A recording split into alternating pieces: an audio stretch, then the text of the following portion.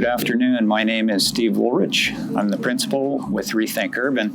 Our consulting group is a collective based across Canada, made up of different professionals specializing in community safety and well-being. And I think that right now, both those issues are front and center in many ways. Many of the issues that we're seeing or converging upon us fall under those categories of community safety and well-being, things such as housing, mental health and addictions, the struggle we have with homelessness.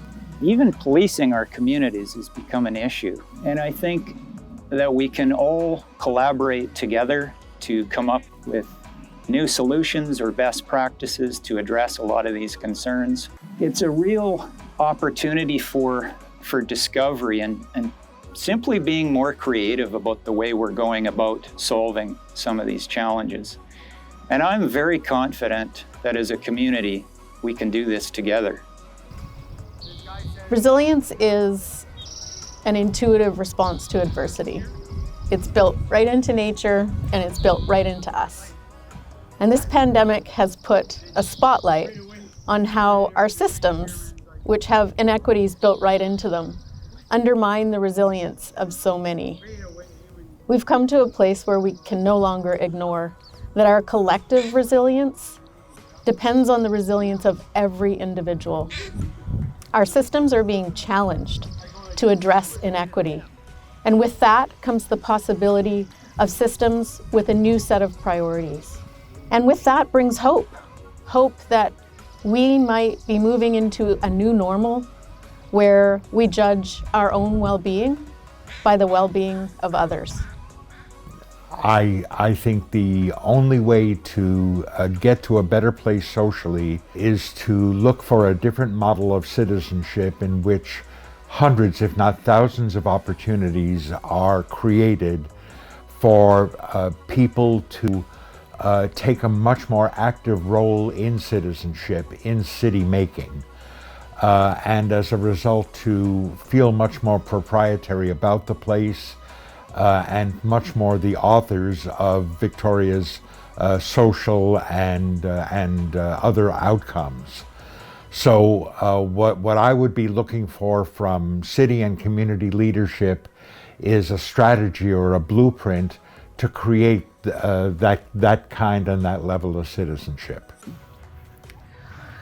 So here we are, we're in this space and sphere of weathering the storm of this pandemic. We're in for the long haul and we're seeing, getting out of that space of fear, we're seeing this insurgence of opportunity.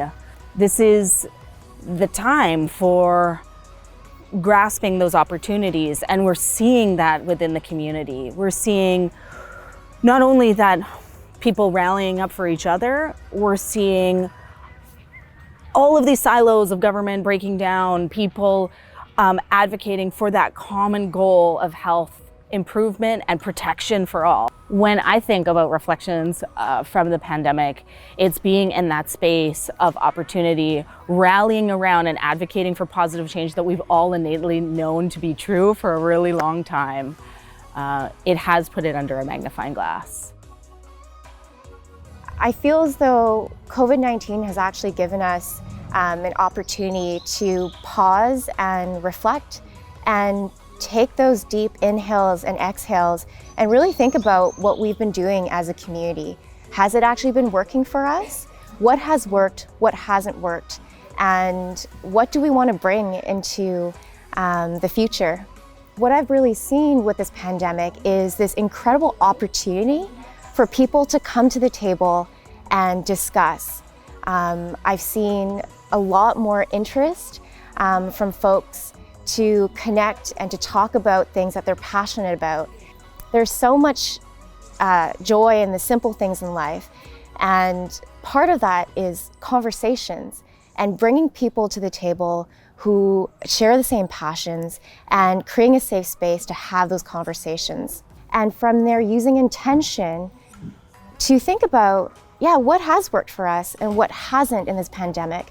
What have we learned? And can we use intention to bring those pieces that have really come to light that haven't worked for us and change those pieces to create a better, more vibrant future. See, this past period of time during COVID has shown us unprecedented social change in a lot of ways: housing, race relations, talking about policing. I think there's a recognition in all of us that the systems that we had prior to this period weren't serving us or our community very well. There's also this recognition that our community and our public, when galvanized, can create real, genuine change in the community. And let me tell you, the work is far from over. I've been spending a lot of time in Beacon Hill Park, and there are people there that need to be housed, both at a human level because it's right, and at a public health level because we're in a pandemic right now. I wrote a little verse for the occasion, and I hope you'll engage me in this. Take it in. So it goes like this. I'm trying to build up a city where we all live as one. First thing newcomers here is refugees welcome. Let's start acting together. Let's stop acting alone. Let's start building it up. Let's get everyone a home, Victoria. We're doing this together. All right. An opportunity to do a lot more reading, and I just finished this Margaret Wheatley book, and she talks about how... And I'm just gonna cut there because I feel like I'm totally losing my train of thought. I should probably write some notes down again. No, that's perfect. Trying to live in a city where we all... Trying to build up a city where we all live as one. First thing how'd it go again? Damn. That's all.